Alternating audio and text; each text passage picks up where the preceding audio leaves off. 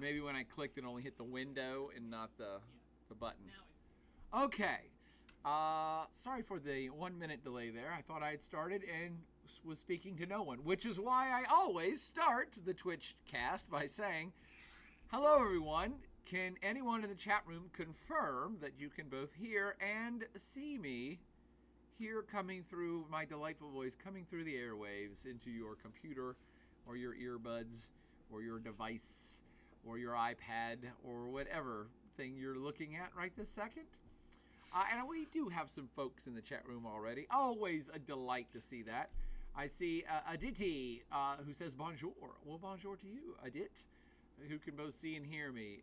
Sydney M can hear and see me. JK Wiat says I can hear and see. Cold Cut Cornbread, love the screen name, can hear and see me. Is Blue Subaru back in the house? In fact, I recognize all these screen names. Welcome back, everyone. Is Blue Subaru with a howdy shout out, just like they did last time, which became the catchphrase and password for the 5 points extra credit. Blue Subaru says it took me a second because Twitch wanted to hit me with an ad right as you started. Yeah, it does like to do that. Aditi also says howdy. Ivan Latanki with the triple velociraptor says, what's up? Hope you're doing good, boy or dude. I always am. Thank you for asking, Ivan. I hope you are doing well yourself. First time chatter from Daniela Metzger, who says, konnichiwa. Well played, Danielle. And thank you for your first time chatting, joining us here in the chat room at the Platinum Ranger Twitch channel. Ivan says, love your live streams on Twitch. Well, thank you, Ivan. I'll see if I can do it justice once more tonight, even though I have absolutely nothing prepped because I kind of assume there's going to be some questions coming from you good folks. So I was going to reserve judgment and reserve preparation until I find out what you all want to talk about, of which I probably have a sneaking suspicion. Let's see. Jitty up in the hizzle says, McBride 100, class of 2008 reporting. Thank you, Jitty. You're too awesome.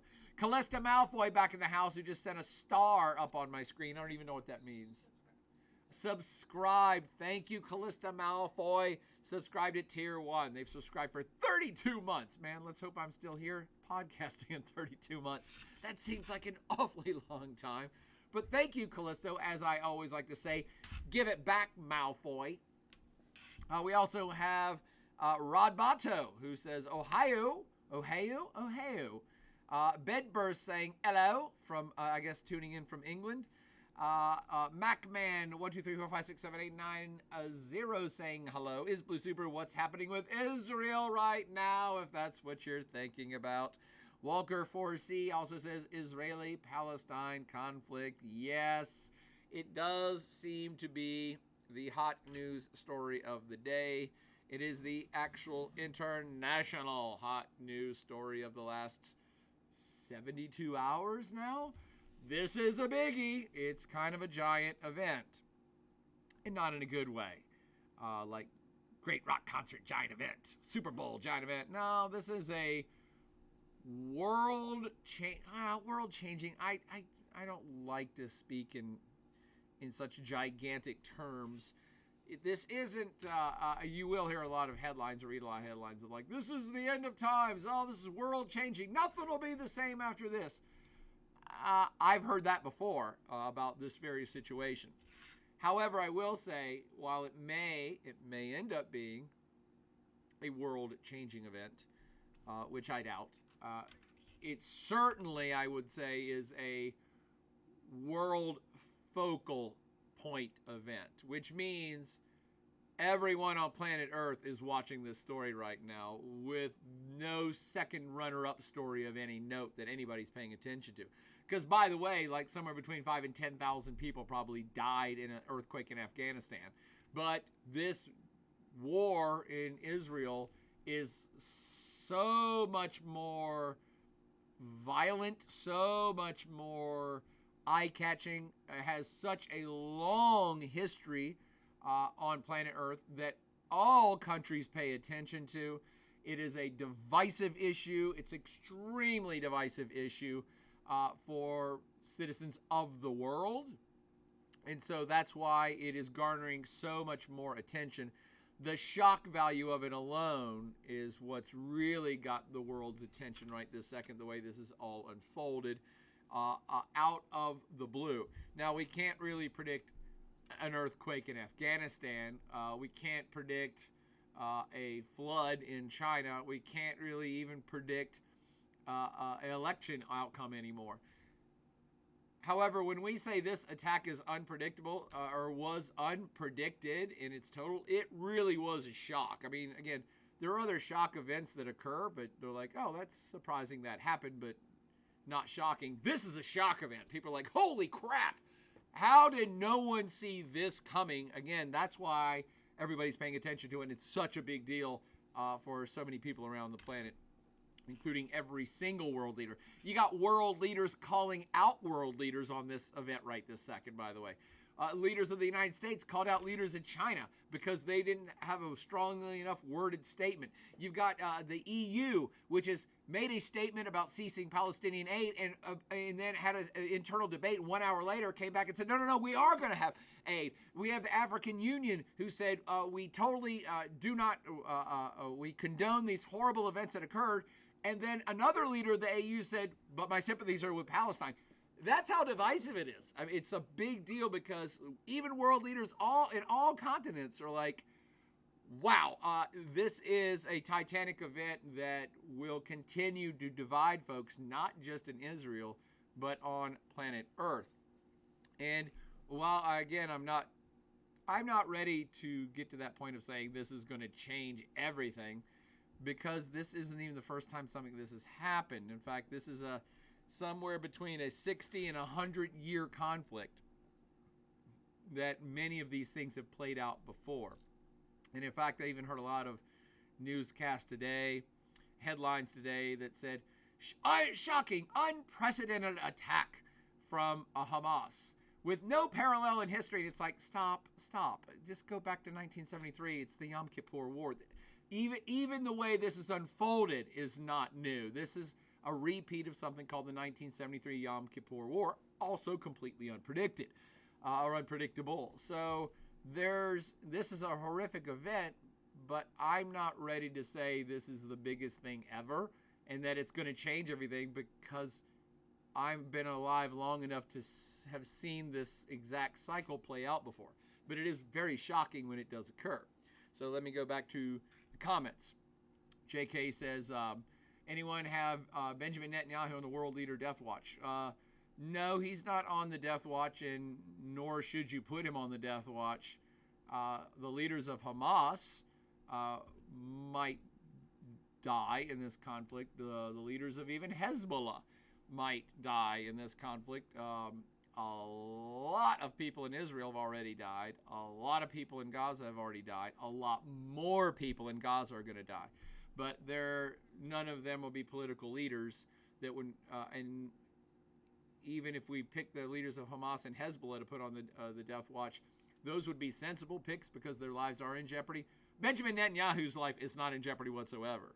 He's easily the most guarded human in Israel right now. So unless he has a heart attack from the stress, he's not going anywhere.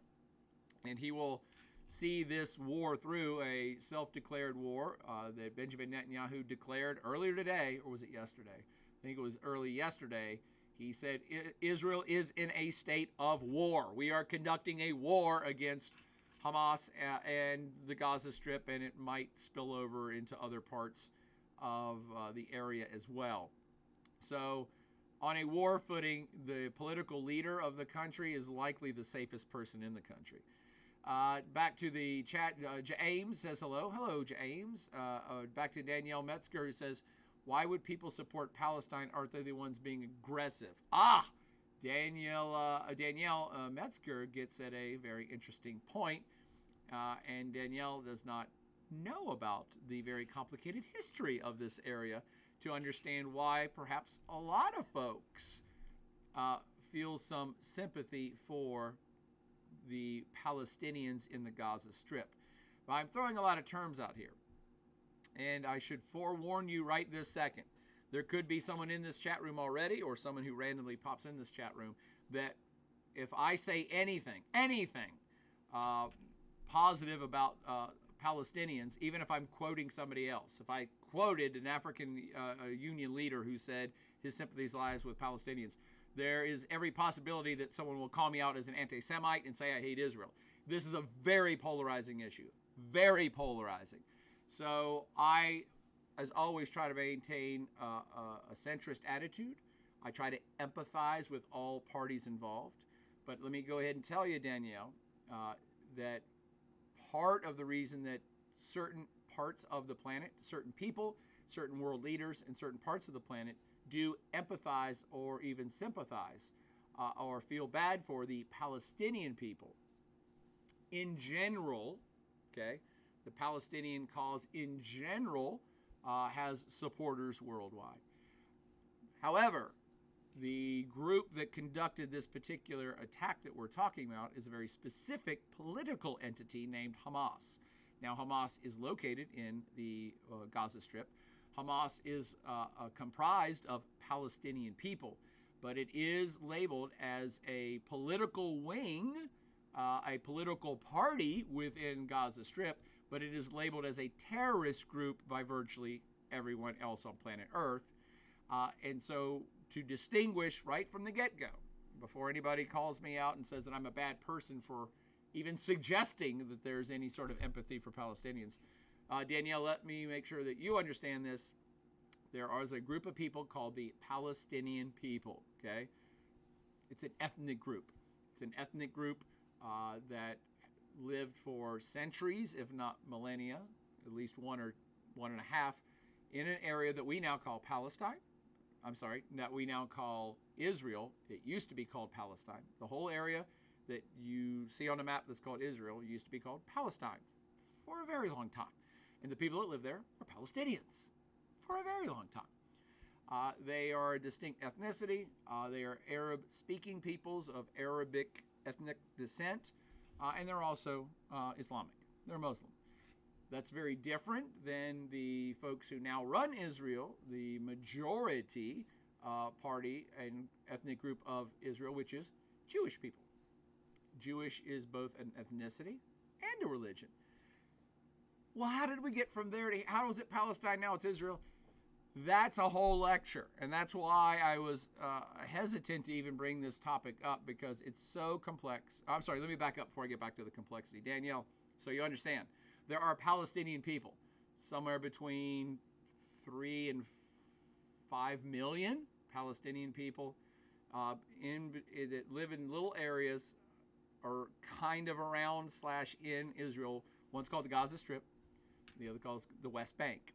I know there's 2.3 million Palestinians in the Gaza Strip. I'm not sure how many in the West Bank. I'm going to guess about the same. So let's say there's 4 million Palestinian people, all right? So Palestinians, an ethnic linguistic group. Hamas is a political party / terrorist party that is running the show in that little area called the Gaza Strip. They are the ones that did conduct this very well organized, surprise, secret attack that is being referenced by many countries in the world as a utter and outright terrorist act conducted by a terrorist organization. So the reason I'm stressing this here at the top of the hour, well, 15 minutes in, is that, make no bones about it, this is a horrific act of war. Some would say a horrific act of terrorism. And there's reasons why you would label it in one of two ways. Carried out by this small group called Hamas. Hamas are Palestinians, but they do not represent all of the Palestinians, of which there's 2.3 million just in the Gaza Strip. Okay? So there are folks that have empathy and or sympathy for Palestinians, but virtually no one has any pity or empathy for the Hamas, the group that conducted this very brutal war / terrorist act. Does that make sense so far? And by the way, I don't think, unless you guys want me to lecture for the next 6 hours, I really can't give you the whole story because it's long. Actually, it's not. I can do it in about an hour or two, but it's going to require some graphics and some planning, and I would love to do it for you this week or next if enough of you want me to do it. But what I wanted to do tonight was kind of touch upon what's going on here, get a pulse on your knowledge level, what you know about the situation, what you think about the situation, what terms you've heard about this situation that you don't understand, and that will help me be able to craft a full lesson for you either later this week or next week. Does that sound good? So I love Danielle's question already. Why would anybody support Palestine? In fact, Katie, if you don't mind writing these down, or question 1 for lecture next week or this week, later this week, Danielle asked, why would anybody support Palestine? And we'll get to that. You might actually have already seen, Danielle, in other news stories where, say, the leader of the African Union or other Islamic states or Muslim majority states, I should say, not Islamic states, Muslim majority countries.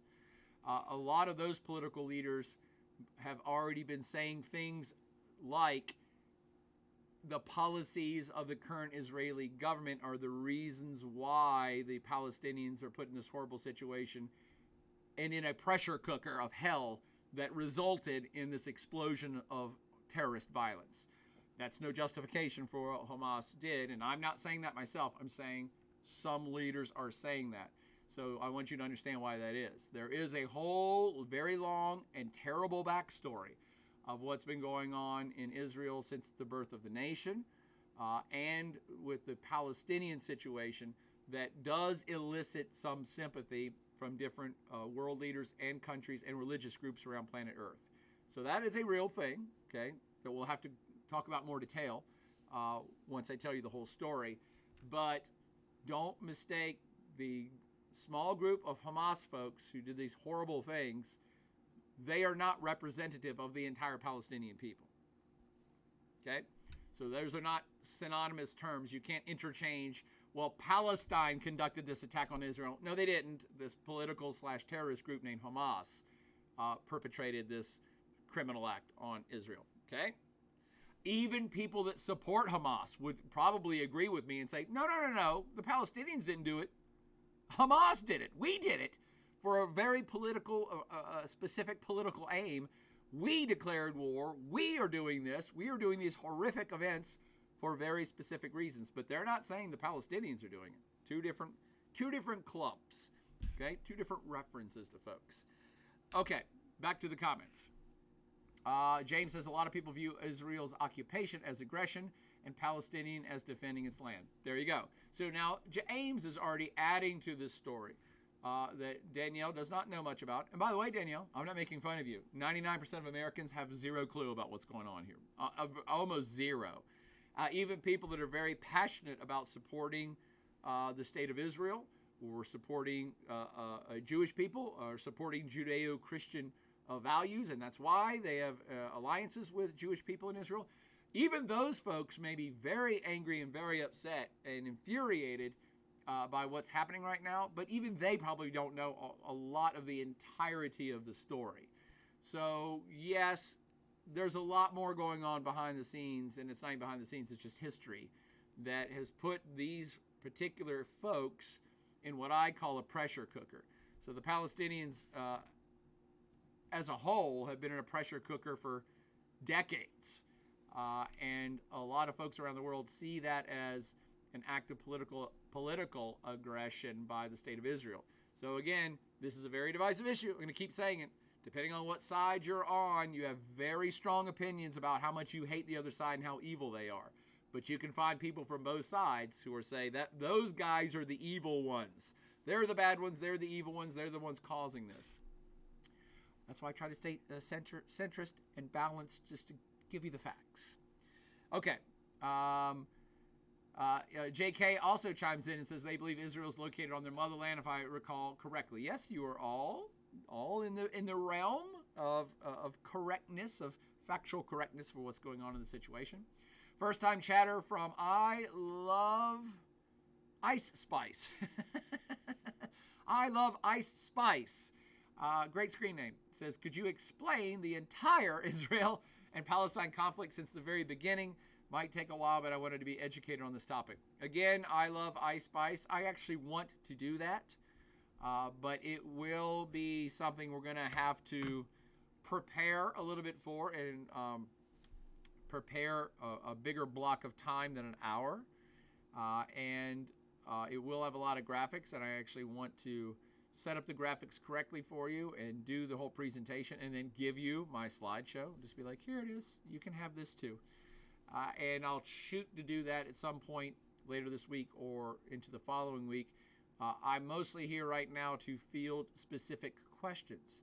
What do you not understand? You can just put these in the chat room. What do you not understand about what's going on here?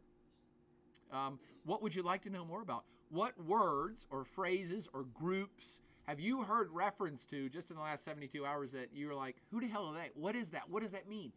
Give me that stuff. Tell me what you want to learn about and how far back you want to go, and I shall do my best to catch you right up. Rod Bato back in the Hizzle saying, Israel has been slowly overtaking Palestine for almost a century. That's why, again, a lot of folks in the chat room here understand at least a bit of the backstory. JK says, does this reflect poorly on Israel-produced defense systems? Not on their defense systems, JK, but Israel was considered one of the best spy agencies on the planet. And they spy on everybody, by the way. They spy on their friends as much as they spy on their enemies. And so it was touted, or has been touted for my whole entire life, as one of the greatest clandestine services, information gathering services on the planet. So Israel's defense system, that's the Iron Dome, that's military, that's defense. No, some rockets got through and humans got through, but that's actually giving the secretive nature of this and the overwhelming amount of stuff that happened. The violence is actually fairly limited. Now, I know that almost sounds offensive, given a whole bunch of people died. But it could have been way worse. And had Hamas had tools of modern warfare, much better tools and many more of them of modern warfare, they could have inflicted a lot more damage. So the defense system, mostly in place.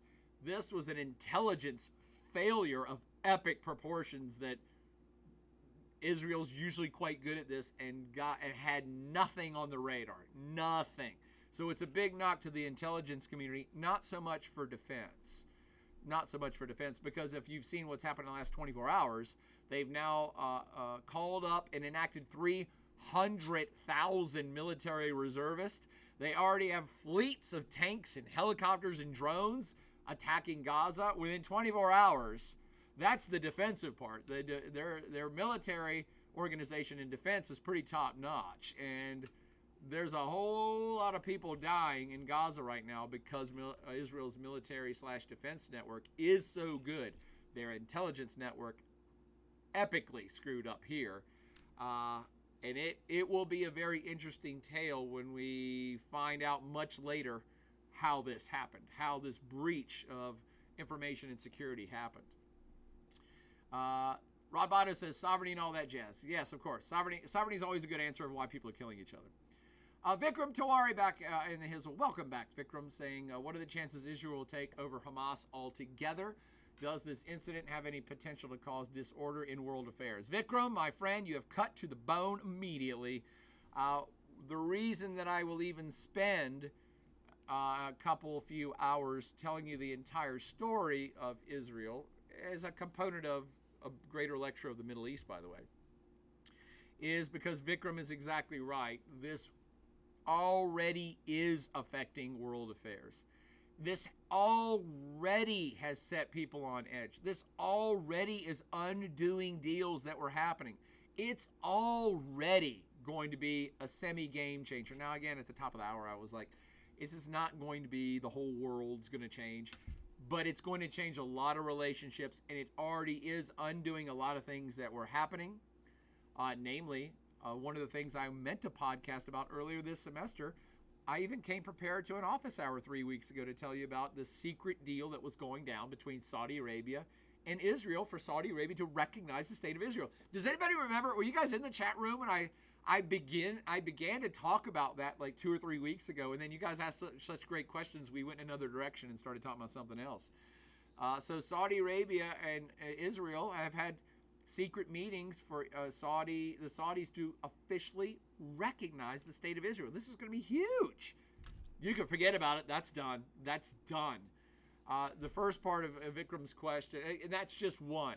This is recalibrating what China may do. China may now go invade Taiwan, because the thing about chaos is like a virus, and it starts to spread very quickly. This may be a game changer for Russia's ambitions in the Middle East. They may start to get more involved there. This is a really big game changer for Turkey. Turkey is seen as a peaceful and effective moderator of Middle Eastern affairs. And they're now, I won't say they're in disarray, but they had plans to do a lot more in the Middle East and be a peace broker and all these other things. And they're not sure which way they're to go forward here, because their sympathies lie with the Palestinians, but as a political unit, the Turkish government also wants to have good relations with Israel.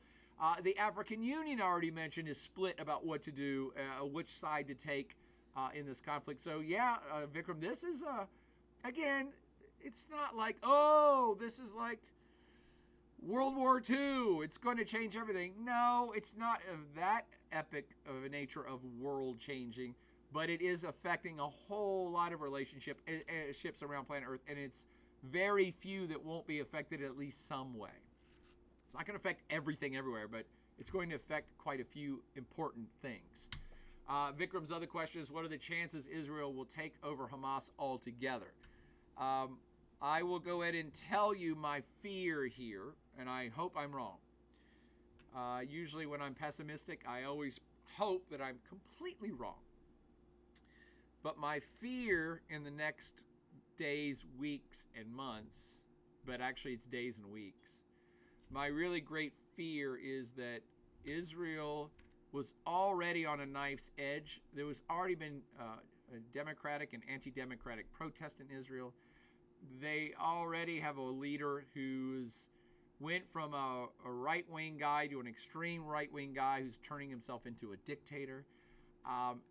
And this is Benjamin Netanyahu. They've had political turmoil within Israel itself for months, if not years. They have a group of the hardest right-wing government that Israel has ever put into place in its history is currently running the show.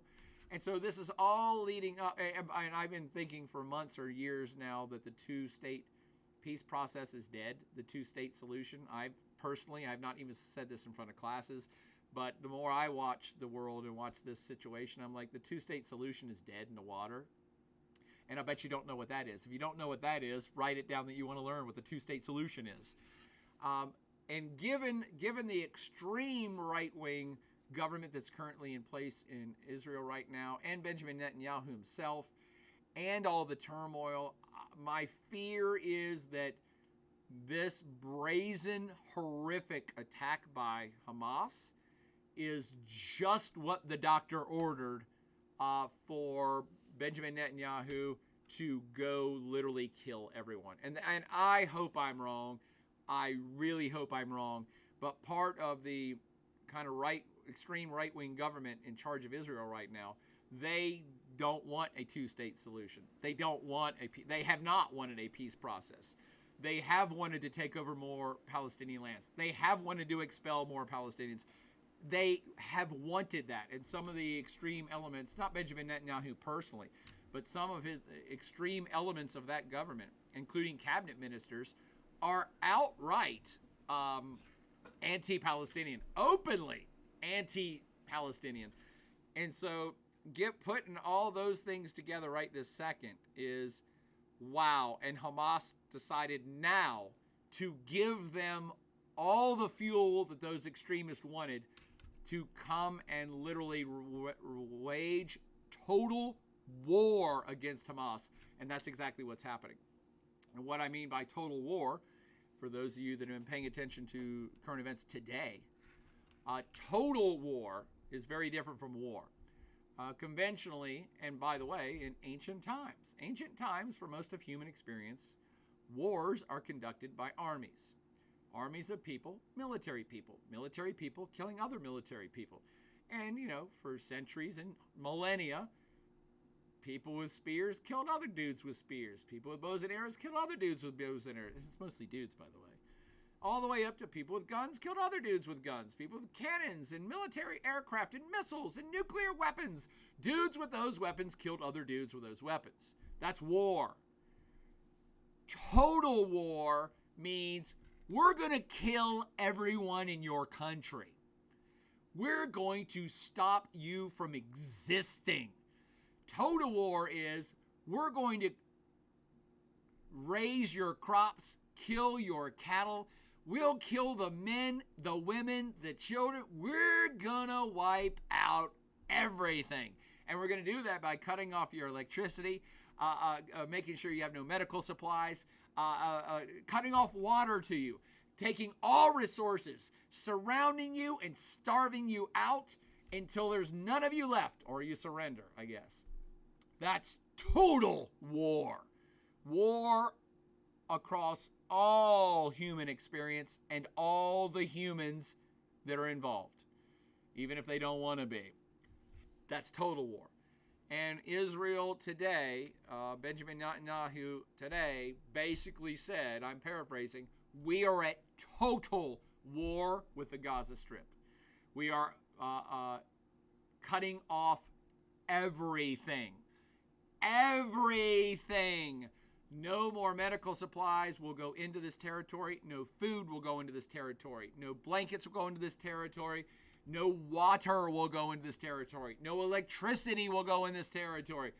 Cutting off all of the humans, and there's 2.3 million of them, cutting off their ability to live. So, Vikram, my fear here is the Israelis are so angry, rightfully so. And the Netanyahu government is so extreme, I'm not going to say rightfully so on that, but this may be a lethal combination where a whole bunch of civilians are getting ready to die. Again, I hope I'm wrong, but apparently right this second, the Netanyahu and the military feel like they do need to take over the Gaza Strip physically, to completely and utterly root out all Hamas folks. And in doing so, you're going to have some pretty horrific civilian casualties. There's just no way around it. This is urban warfare at its worst possible level. Urban warfare is so much different than, again, conventional military warfare. Out on the plains in a tank battle. Again, military people fighting military people. We accept that. This is running tanks through neighborhoods and blowing up everything in an effort to root out certain individuals. And it gets bloody, and it gets messy, and it gets terrible very, very quickly. It looks like that's where we're heading right now. Hopefully calmer heads will prevail.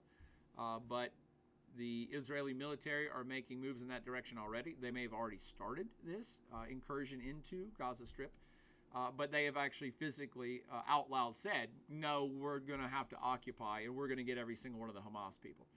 But it's going to come at a horrible cost of human life.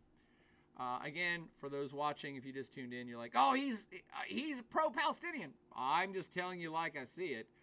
A whole lot of Israelis already died in this brazen, horrible attack by Hamas. A whole bunch more Palestinian people in Gaza Strip are going to die. There's just no way around it. A whole lot more people are going to die before any of this dust even starts to settle. I'm saying that as a fairly predictable fact, not as a judgment on my part. Aditi says, I was going to ask the same. It seems like there's a lot of conflicting info floating around. Well, hopefully I didn't make it more disorganized in your head. But I think that's kind of what I wanted to do tonight, again, was to get your questions, but also give you a kind of brief rundown of what's physically happening right now. We can get to the why it's happening at a later date. James said 3 million in the West Bank. James, I've always heard the official figures are 2.3, 2.4. Oh, I'm West Bank. There you go. Thank you, James. So 2.3 million Palestinians in a little territory called the Gaza Strip. It's basically, you can put the Gaza Strip inside of Manhattan, I'm pretty sure. We're not talking about a big area here. The West Bank is the other section. In fact, why am I even telling you this? I can just pull up a map. I have this great capability called the internet. Israel, just an Israel map. Don't give me anything too crazy here. Okay, didn't want to do anything for me.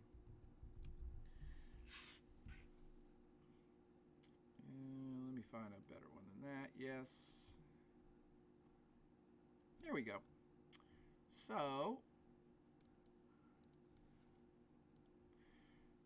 here's a map of Israel.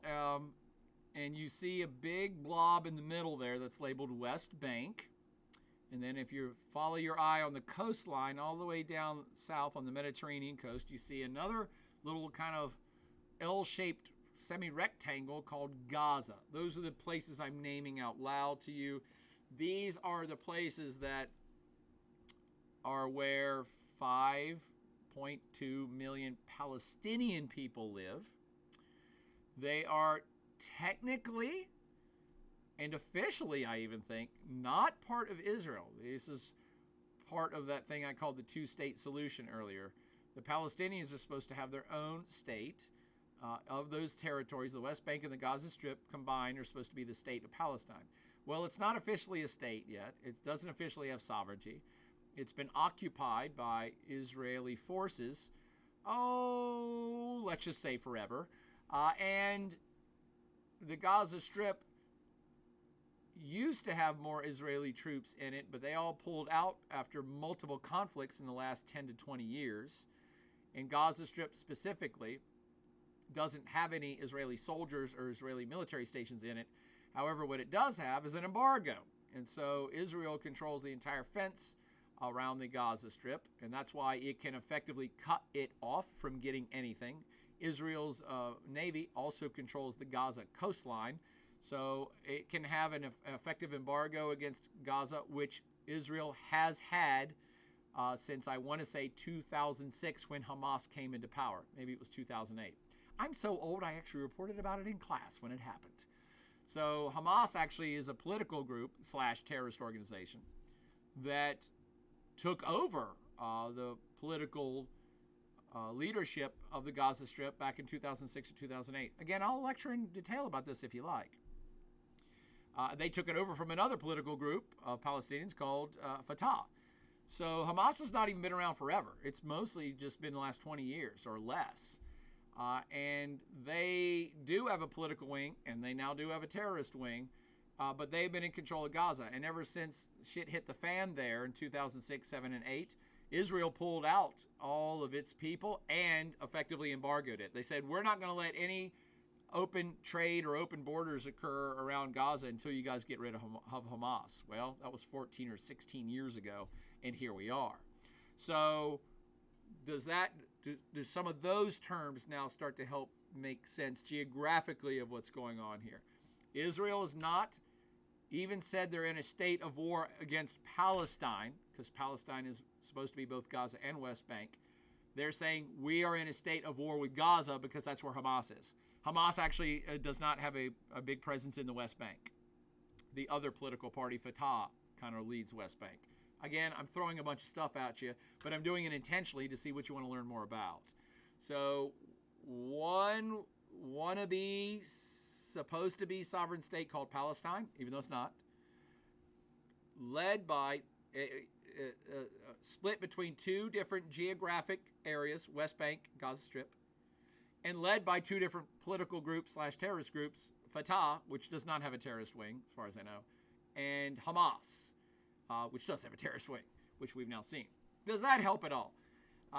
And now let's get back to the comments. I Love Ice Spice says, makes sense.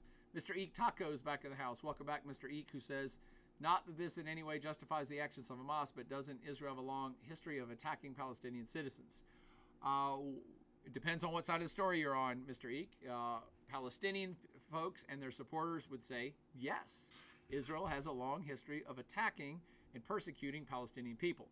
If you're from Israel or you're pro-Israel or you're a pro-Israel ally, you would say, no, Israel doesn't attack Palestinian people. Israel has to heavily control the Palestinian people in order to keep a lid on terrorism for its own self-preservation. Those are both absolutely logical statements to make, depending on what point of view you agree with, and or just what side of the of this action that you're analyzing at the time. Israel does worry a lot about terrorism. Israel worries a lot about self-preservation. It's Israel's number 1, number 2, and number 1 through 55 agendas for its foreign and domestic policy is self-preservation and self-defense. So, again, pro-Israeli, or the Israeli government itself would say, hey, we do have a lot of security and military forces in the West Bank to keep a lid on things. But if you're in the West Bank or Gaza Strip, you're like, no, the Israeli military is here, suppressing us nonstop every day and every second of our lives. Both are true, depending upon your point of view. I love, missed one. Again, obviously not justifying war. Agreed, Mr. Eek Taco. In fact, one could make an argument for war here or anywhere else on planet Earth throughout all human history. One could make an argument for war. We had to go to war against Hitler. They were pretty bad people. We had to go to war. So even here, you could say, well, there could be a war that could be justified. But what no one is saying right now is a terrorist organization named Hamas going and attacking a music festival and slaughtering 200 or 300 people, including kids. You're like, no, that's unjustifiable. The war can be justified, but acts like that are virtually completely unjustifiable by anybody. Even many pro-Palestinian people would be like, oh, that was not cool. Going and killing women and children, not cool. Can't be justified. Mr. Iktaka says, also, isn't Israel likely a nuclear power? How might this play into the conflict? Israel is a nuclear power, Mr. Eek. However, nobody knows about it because while the United States and most other countries in the nuclear club are pretty sure that Israel has a nuclear weapon, or at least the capacity to build one, but I think they do have them. We all kind of think or know they have them, but the United States specifically has told Israel, don't tell anybody. Don't bring it up. And one of the reasons why the United States, which has always been a huge Israel ally, why would the United States suggest that Israel just stay mum about their nuclear weapons or their nuclear capacity? Mostly because the U.S. and other Western powers have been very worried that if Israel were to ever openly declare itself a nuclear power, it would start an arms race of nuclear weapons across the Middle East that would basically end with World War III and the annihilation of our species. That's a valid worry. So for those of us that watch these things, yeah, Israel has nuclear capability. But they're not going to talk about it. Now, your second part is, how might this play into the conflict? Not at all. Remember, I've got a map up here. Where's the scale on the map? Is there a scale on here that shows you distance? Actually, I don't see it. I don't see the scale. There it is, all the way at the bottom. So if you're looking at this map and you check this little thing called the scale down in the left bottom corner, you'll see that 40 miles is that distance of that of the scale. So if you're looking down there, that's 40 miles. It's 40 miles from the Gaza Strip to the capital of Israel. You cannot use a nuclear weapon in that close of proximity because you're nuclear weaponing yourself. So in this particular conflict, almost consider it like a civil war, although that's a terrible analogy. But for the use of nuclear weapons, this might as well be a civil war. You're not going to nuke yourself. It's too close. So no nuclear weapons will be used in this situation. You would bring death and destruction to your own people. So that's not on the table. Now, what might be on the table for consideration here when it comes to nuclear weapons is Iran's desire to get a nuclear weapon. And again, this is stuff we can talk about in more detail later this week. Iran has been a covert, if not overt, you know what those terms mean? Covert versus overt. Iran has been a covert, if not overt, supporter of Hamas for this entire century. And so you also might be seeing stories in the news about how there were people celebrating in Iran about this Hamas attack. But also you might have seen news, and this is all for internal consumption, domestic internal consumption in the U.S., that the Republicans are infuriated at Joe Biden and say that Joe Biden just sponsored this Hamas attack. Joe Biden personally gave the Iranians money, and they gave the money to Hamas, and that's why they conducted an attack, which is utter nonsense. They're referring to a story where the United States unfroze $6 billion worth of Iranian assets that had been frozen for decades in an effort to get a prisoner swap, which happened. And that just happened last week. So obviously, the attack that just occurred 72 hours ago had been premeditated and pre-planned for months, if not years. And the sudden inflow of cash to Iran yesterday played no role into what was happening 72 hours ago. So I just want you to understand where you might, or help you understand those stories you might be hearing about Iran. In part of this, Iran is a supporter of Hamas. Iran likely played a very strong hand in them getting weapons, if not most of those weapons. So there's no real dispute about that. Now, saying that Joe Biden gave them money and that's why that happened, again, you understand politically why people would do that in our country. That's nonsensical. But the Iran tie is real and it is strong, and that's where the nuclear thing may come back into play, because Israel's not going to nuke itself. It's not going to nuke the Gaza Strip or West Bank.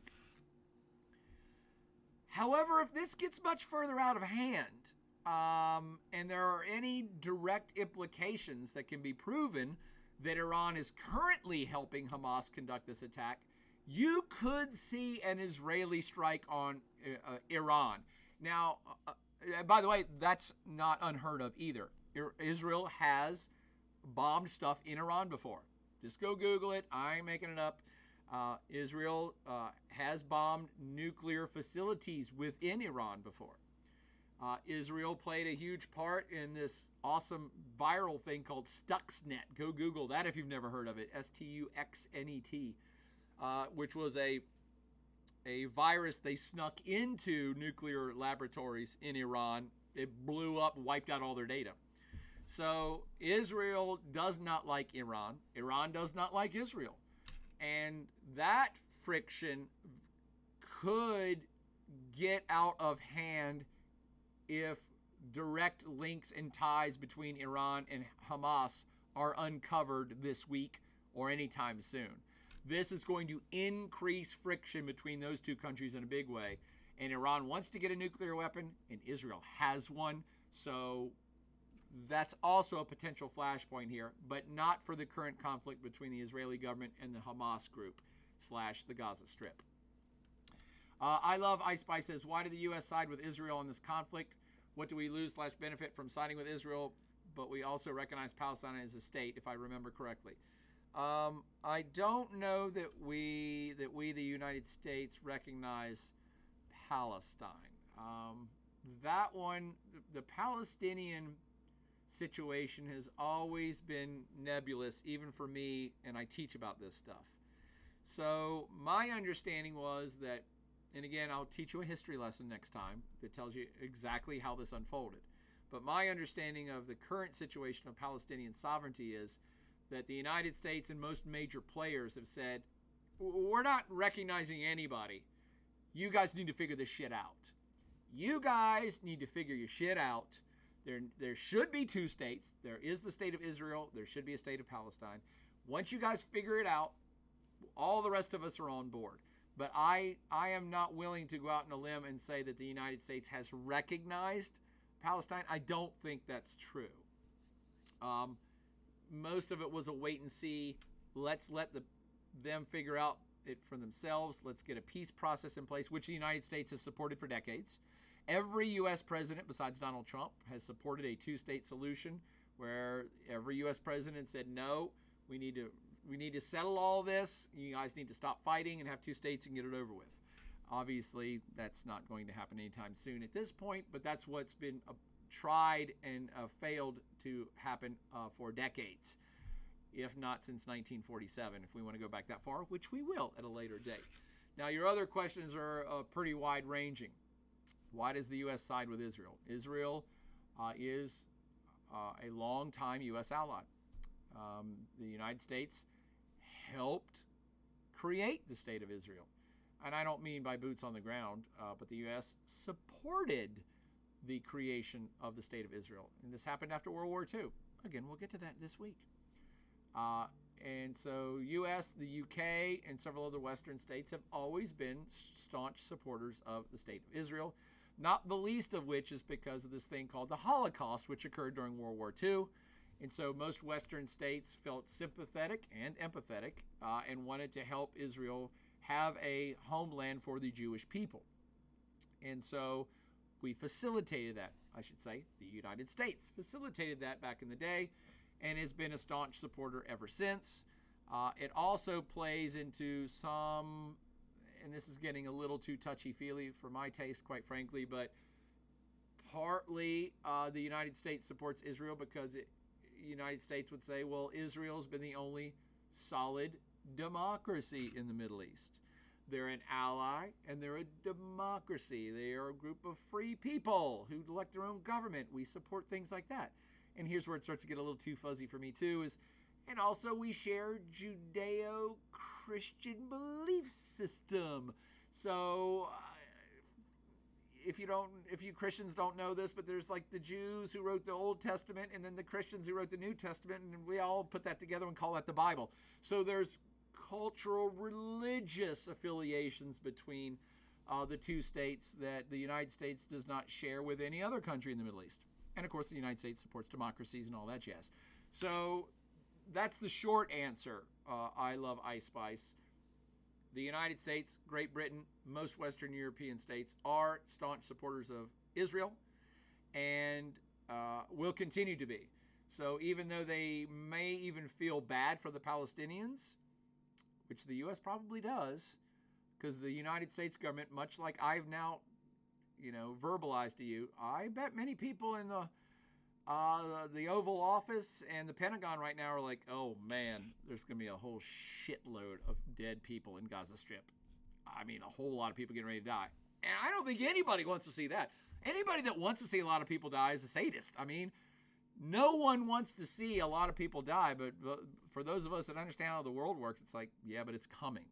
So the United States has empathy or sympathy for the Palestinians, but first and foremost, because of the nature of the attack, because Hamas did a terrorist-style attack and slaughtered a bunch of kids and babies and children and kidnapped women. I mean, that again, it's the nature of the attack itself that's so horrible that all countries are going to have to come out and be like, oh my God, of course you're going to have to support Israel. What a horrific act that was. Now, if you step back and be like, okay, well, does that mean you don't like any of the Palestinians anymore? No. All these Western countries are walking a very fine line now of saying we have to support Israel because they were attacked in such a hellacious way. And we understand why they're going to do what they're going to do in Gaza Strip. But we also still wish and hope that they don't kill a lot of people in Gaza Strip. And we wish and hope that you all would come to a two-state solution so that the Palestinians can have their own territory and we can all settle this once and for all. But again, that's a wish list, which may be too much to ask for at this point in time. Does that help? I love Ice Spice. Hokey Gamer says, I heard that some people believe Iran helped plan the attack. What's your opinion on that? Hokey Gamer, I Without any data, I try not to do a whole lot of speculation, but it's entirely a rational thing to say. As I've now already suggested, it's not a secret. Iran has sponsored Hamas. It's not a secret that they do support them monetarily with a lot of outright aid in terms of medicine and food, but also militarily and covertly militarily. So this is not surprising. Now, when you get to the specific question you asked, did they help plan that attack? That's getting so specific, I can't speak to that. I mean, maybe some intelligence officials will eventually know, but obviously they don't know right now. Hokey gamer, they had no idea. I mean, even if the U.S. intelligence community had any clue this is getting ready to happen, they would have told Israel.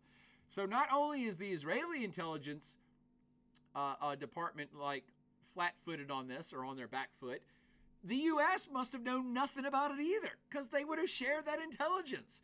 So no one knows if Iran helped plan this attack, because no one knew about this attack, period. Something may come out in the future, but it's senseless to speculate about something which we have zero information about, because we didn't even know the attack was going to happen. Rod Botto says, what a name. Mr. Eek Taco says, isn't there also the argument that the UN stole the land from the native people there in order to establish the state of Israel? Again, Mr. Eek, we will get to all of that and much more next lecture.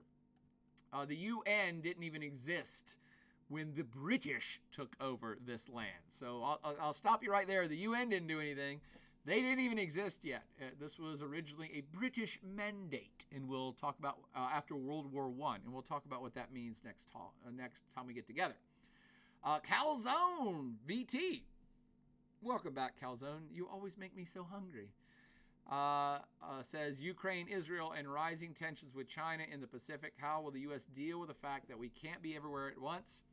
And at times, public opinions and congressional support always fluctuating in all cost resources, time, and money.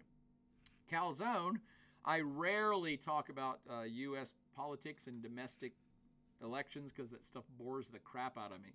But you have touched upon a nerve, and not my nerve, by the way. You've touched upon a nerve in the American public.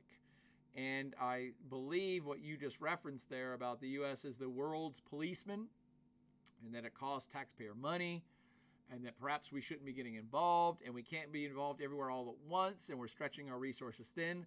These are all things that the Republican Party is currently saying, and they are saying them because their dear leader, Donald Trump, former President Donald Trump, beat that drum his entire first election run-up and the entire time he was in office. Donald Trump, and this is not knocking Donald Trump. This is not me making fun of Donald Trump. Donald Trump was an anti-internationalist. It is what it is. He would accept that definition, I believe, or description of himself. He was very wary of being involved in international politics. He didn't think the United States should be in all these international organizations. What's their catchphrase? Make America great again. America first was what he started before he even came up with the MAGA thing. He and his administration, and now most of the Republican Party, are of the opinion that the U.S. shouldn't be doing these things.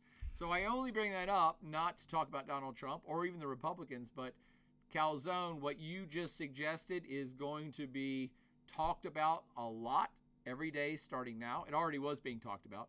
You already heard about the U.S. Congress kicking out the Speaker of the House, right? And mostly the hardcore Republicans that kicked him out wanted to ensure that the U.S. stopped giving any money to Ukraine. So now this Israeli situation has come up. The U.S. is going to send aid to Israel. That's already been stated, by the way, too, military aid. So this group of folks and the Donald Trump run-up for the campaign next year is certainly going to be using that exact statement you just made, Calzone. And this will play into domestic politics of why is the U.S. involved in so much of this stuff. This is a debate the United States has with itself all the time, by the way. Its entire history. And I'm not just talking about 21st century history. I'm not even talking about 20th century history. The United States has a love-hate relationship with being a global leader since its inception 200 years ago. The founding fathers would debate about how much should we get involved in Europe, how much should we do over here. We shouldn't be doing any of that. We should pull back. And so the United States has a very long history of, I call them the competing eyes. The competing eyes, that's the letter I, which is we go through periods of isolationism where we retract and we say, the U.S. doesn't want to do anything. Everybody's on their own. America first.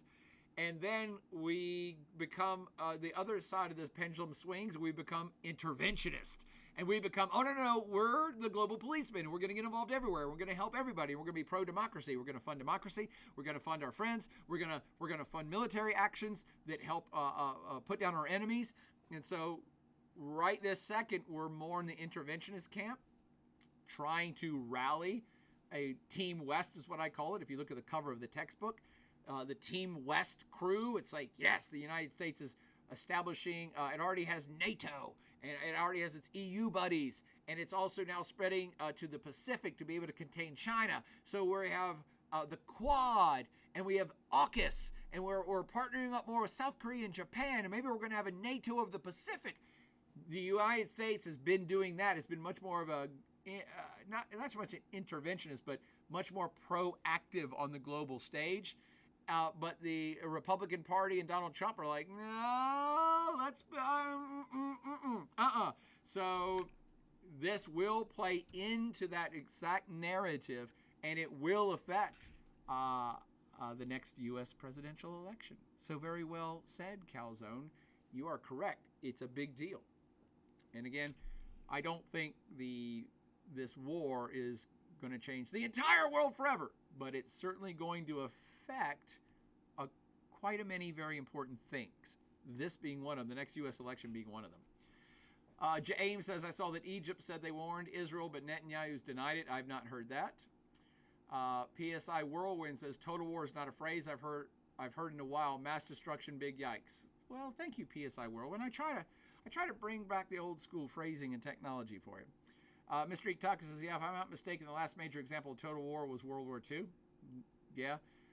One might even say the U.S.'s involvement in Vietnam was total war. There was a lot of civilian death there. One could make the argument that Russia's invasion of Ukraine is turning into total war. It has mostly been a military-to-military targeting, but Russia is increasingly blowing up electric grids and fishing piers and ports and now marketplaces. So it's starting to get there, but this current move by Israel, who stated we're going to cut them off and isolate them from water. I mean, that's the definition of total war. Mr. Ictaka says, also, it's deeply tragic. Yep. PSI Whirlwind says, we kind of realized afterwards that we don't want to go do that again after needing to rebuild Europe. Except I guess never mind now. Yeah, do keep in mind, PSI Whirlwind and Mr. Eek and everybody tuning into this. This is what I call mostly a territorial clash. There are many people way smarter than me that would disagree with that. And by this, I mean the current war in Israel / Gaza Strip / West Bank / Hamas / Fatah / Hezbollah. This is mostly a territorial fight, in my estimation. Many would disagree. Many would say, no, it's a cultural thing. It's a religious thing. But after I give you the lecture later this week that shows kind of the movement of land and who owned the land and who now owns the land and who wants the land back, it's mostly a territorial thing. And I wouldn't compare this to World War II or really any other major war because it is a territorial issue within a confined geographic space. There's no real kind of spinning out of this. Jordan's not going to invade. Egypt's not going to get bombed. Turkey's not going to get involved. So this is a contained territorial fight between two groups of humans within a bordered area. Now, it's going to get ugly, and there's going to be a lot of dead people. But it doesn't have the potential to spin into global war. Mostly, the rest of the world wants this settled and has wanted it settled for a long time.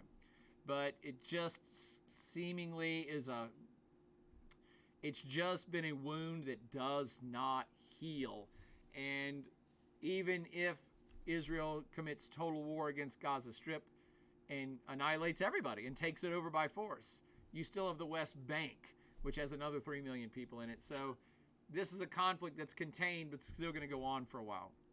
But there's not going to be the level of violence in other world wars that or even major world conflicts that we've been referencing.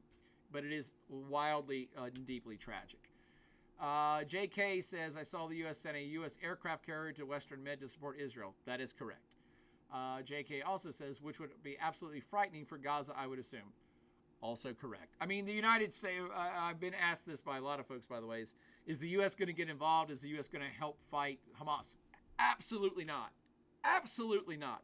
The U.S. is not going to go kill anyone personally, physically. It's not going to happen. When the U.S. says we're going to support Israel, at best, the U.S. will share more intelligence, which it probably already does a lot anyway, and at best give military equipment that Israel might need. Israel's got a lot already, but it might need more. The United States, under no circumstances, is going to fire missiles from an aircraft carrier, nor are any American boots ever going to be on the ground on this. This is an internal affair that the U.S. nor any other country wants to get involved in, including the countries that neighbor it. They don't want to get involved in this either, not physically. They did back in 1973, and we'll talk about that later this week. And they lost, which is why they don't want to do it again. Okay. Let's see. Jinwan says, very interesting. Aditi says, makes sense. The map helped clarify things. Maps always help clarify. Urban Traveler, back in his welcome back Urban, who says, can you review just what happened in the last few days? Didn't Hamas lob thousands of rockets, overwhelming air defenses, broke through the border walls, stole vehicles, and driving through the streets in trucks, shooting and or kidnapping anyone they could, taking over 12 towns near the border, including taking over police stations and sailing in boats to base and flying in using small ultralight aircraft? Is this for real? Urban Traveler, you answered your question with your answer. So you just said, can you just summarize what happened the last few days? And then you just summarized it magnificently. So yes, 40 or 72 hours ago, in a massive, long-term planning, strategic, military/terrorist strike, this group named Hamas, again, a political/terrorist wing of the Gaza Strip government, / just the Gaza Strip.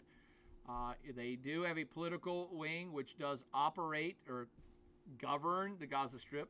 That's a very loose term, govern. But they have a terrorist wing which trains and practices and acquires guns. There's a large underground tunnel system all throughout Gaza that goes into Egypt, which is how they get a lot of resources smuggled in. Some of those tunnels actually go from Gaza over to Israel itself. So in this very well coordinated massive strike, not massive for the United States, by the way, not massive for the UK, not massive for China, not even massive for Russia, not even massive for Ukraine, but for the Gaza Strip, which is this dink-ass little place that's like 2 miles across. This is a massive undertaking. That's why it's such a shock. And what they did in this massive undertaking was fire off, as you said, Urban Traveler, thousands of rockets. We keep calling them rockets. I don't know why they don't call them missiles. I guess because they don't have a very big explosive force. So rockets which did blow up some structures and stuff and kill people. But it was more of an organized ground campaign. And you're right, they used ultralight gliders to go in and storm through the fence in a very well choreographed movement of hundreds, if not thousands, of soldiers, Hamas soldiers. And wreaked havoc and murdered everybody they came across. And they did take somewhere between 100 and 300 hostages. The numbers on that keep varying widely, but 100 seems to be the number everybody's at least settling on as a low number. And they've already smuggled those folks back to the Gaza Strip. And the most horrific part of this violence was there was a music festival that I can't help but think was intentionally targeted. So they knew this music festival was going on. And I say it was intentionally targeted because they specifically ran in there and flew in there in hand gliders and killed a bunch of people at a hippie music festival. And what types of people would be there? Young people, hippie people, families, kids. So that's a real shock value to the world of the horrendous nature of this attack. And they did take over police stations. They did take over towns. And they wreaked terror. So that all happened within 24 hours. The Israeli government and the Israeli military had no clue what was going on. And so it took them another 24 hours up till today. So 48 hours later, all of today was the counteroffensive by the Israeli government, of which they've called up 300,000 reservists. And by the way, Israel's not that big of a place either. You might say 300,000 reservists. How'd they do that so quick? Well, because one, it's not a big place. And two, military service is mandatory in Israel. Every single Israeli citizen, I believe men and women, have to do 1 or 2 years of military service. So they have basically a rapid ready force at all times. And those folks have been called up. Massive tank movement. Obviously, Israel dominates airspace. So what has been going on today is a mass movement of troops, tanks, weapons, aircraft around Gaza. Apparently, they have taken back most of the cities that were controlled by Hamas. And these are, when we say cities, it's better to say towns and villages. No major cities, but towns and villages close by the Gaza Strip. Most of those have been taken back, if not all of them, have been taken back, controlled by the Israeli government and the Israeli military. And now the question is Israel going to go ahead and invade Gaza Strip itself and physically occupy it? I thought I heard Netanyahu say earlier today that that's what they were going to do. How far they've gotten into that, I don't know, but there's been tremendous firepower blasted into Gaza Strip. Buildings are coming down, lots of people dying. The question for Israel and other democracies in the world are, wait a minute, Israel, are you really going to invade knowing that they will slaughter all of those hostages if you invade? I believe that the passions are so high right now that the Israeli government's going to say, we're just going to assume they're dead already. These terrorists are terrorists. They're going to kill them anyway, so we're going to go in and invade. I believe that's what's happening now. If not, it's probably happening very soon. And it's going to continue to happen until Israel's satisfied that they've rooted out as much of the Hamas threat as possible, if not killed every single one of them, which of course is an impossibility in an urban guerrilla warfare environment. So, yeah, it's pretty bad. It's pretty bad. Back to comments, because I'm over time already, so I should wrap this up. Give me your last questions. I don't know how far behind on comments I am. It looks like a lot, maybe. But if you have specific questions, please email me. Again, give me the specific questions you have about this whole situation, of specific political groups you've heard of, the Oslo peace process, maybe you've heard of Hezbollah, maybe you've heard of in Lebanon, maybe you've heard of Yom Kippur. If there are wars you've heard of that you're like, how does this play in it, please send those questions to me on the email. By the way, I'm sorry, everybody just email. I should have already said this. Just email me for some extra points, and we'll make. What's that? Go continue. Oh yeah, and we'll. What should the password be? I don't really want to make a password about this particular conflict because it's so terrible. But you were asking about the movies earlier. About what movies? Japanese. They were talking about what movies. Oh yeah, we'll extend the movies to Friday. I was asking which ones are people's favorites that they've watched. Oh, okay. Which one do you like better? Oh, I love them both. That's why I put them both up there. Sushi as the word or something. Yeah, I would watch Jiro Dreams of Sushi for sure. Let's make Stuxnet the password. Stuxnet, Stuxnet. Stuxnet is the password. And thank you all for hanging out for so long. I didn't realize it was already 9:15. Boy, that hour just flew by. This is why I didn't prepare anything, because I'm like, no, we'll probably talk for 10 hours straight if I could. But I'll try to at least recognize everybody's comments if I don't have time to answer them all.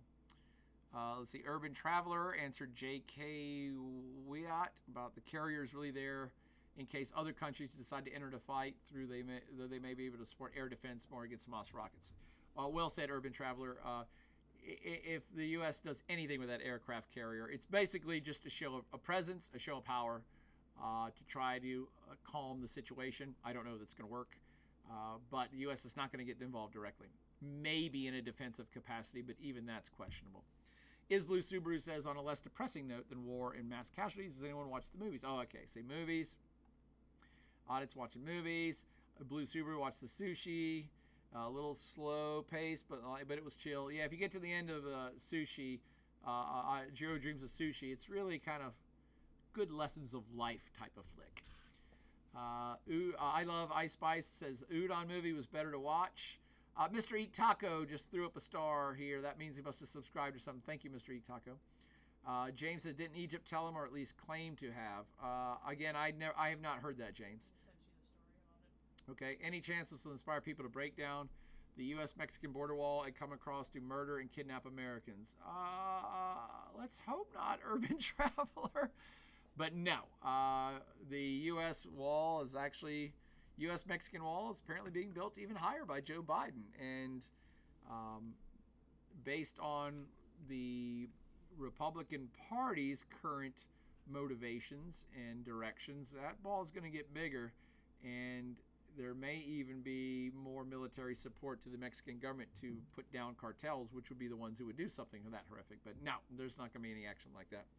Only here for the Plaidcast is tuned in late, but always welcome back, my friend.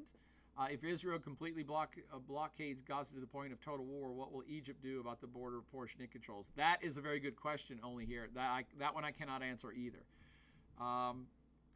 Egypt's in a terrible, terrible position here.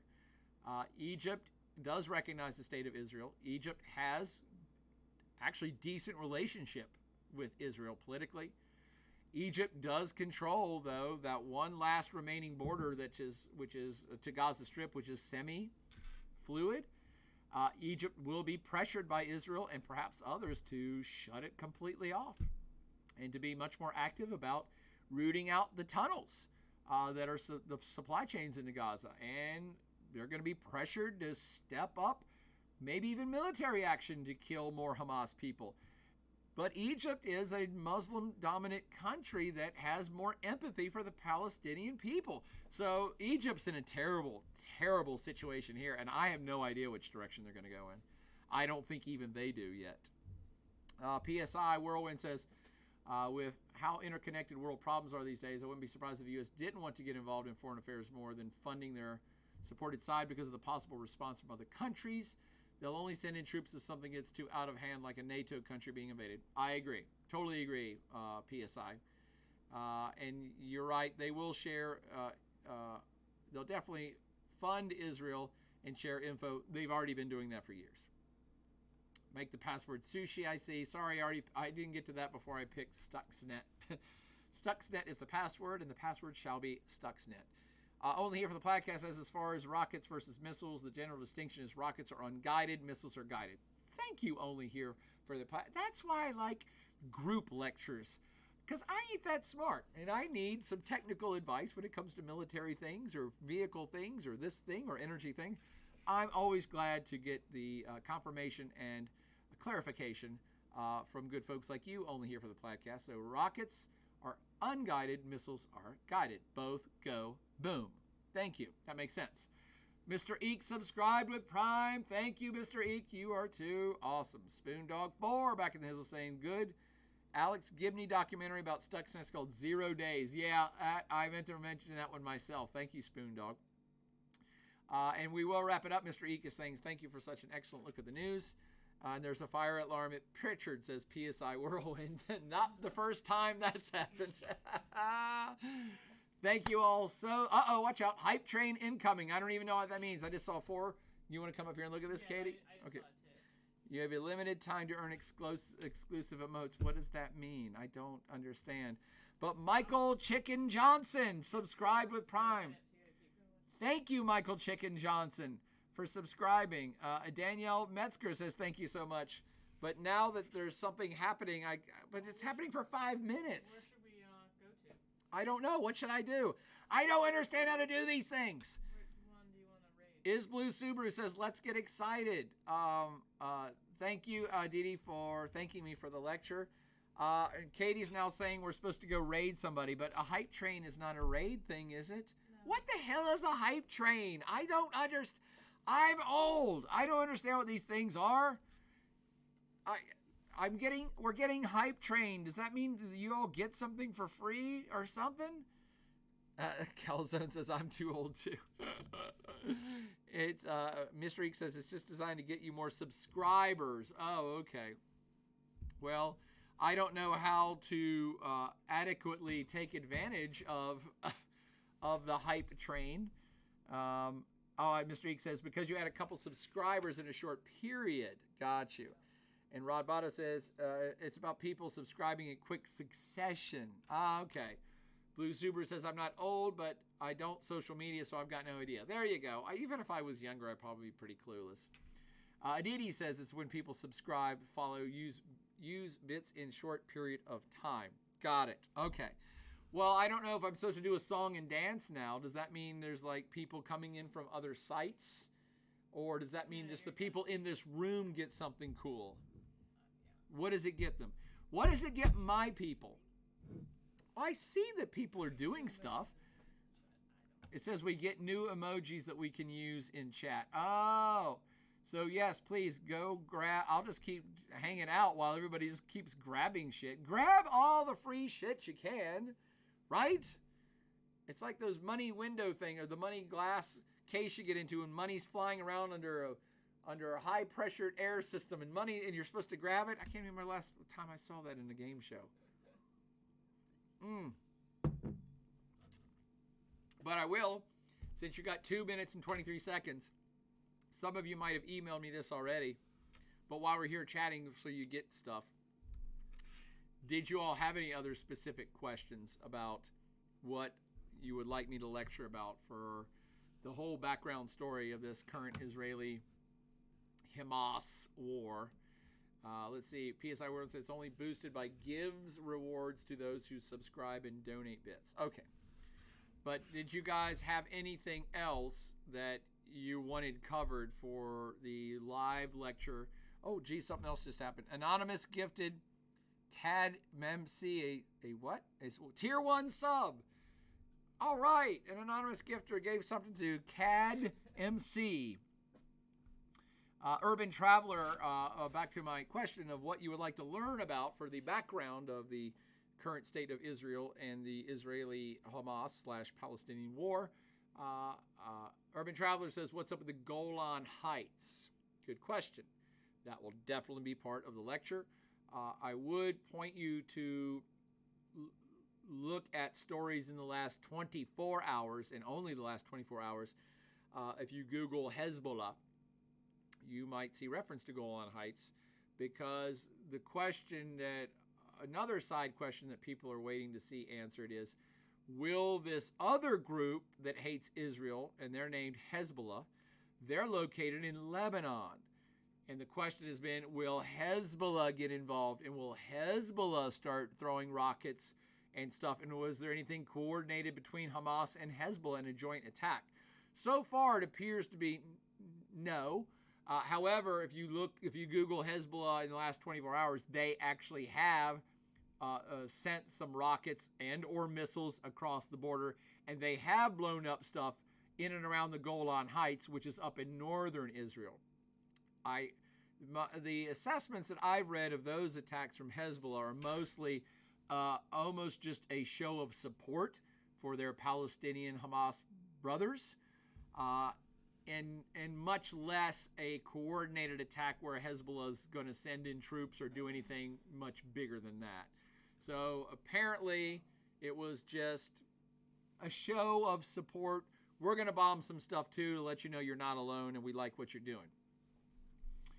But now we're out of time. Oh, we've been out of time, but Bedburst says maybe we could go into more in depth about the two-state solution. Yes, Hezbollah, the Golan Heights, two-state solutions, yes. Urban Traveler says the Dead Sea part of Israel. Is the Dead Sea part of Israel? Yes.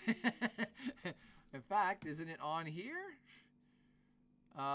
Yes. You can see that the Dead Sea is supposedly split between Israel and Jordan and kind of the West Bank, but Israel pretty much controls all of it.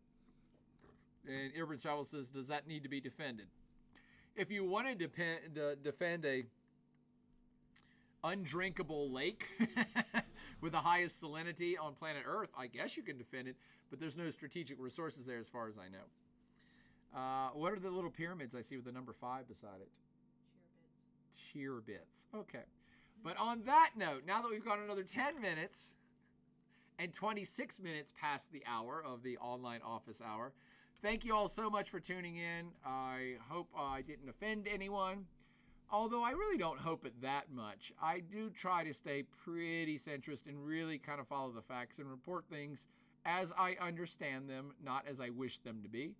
I try not to take sides. I'm merely saying here are the motivations for both sides of this particular conflict to be doing what they're doing. But I hope you mostly learned something. And now that I've gotten enough feedback from you good folks, and we had a hype train, we will plan to do a full lecture on Israel, on the evolution of Israel and its evolution into the current state. That's a 2-state solution, which is not working out right this second. And a whole lot more that will help you understand the current conflict unfolding right this moment. But for now, as always, party on, and we'll see you sometime later this week, if not early next week. Have a great night, a great Monday, and a better week.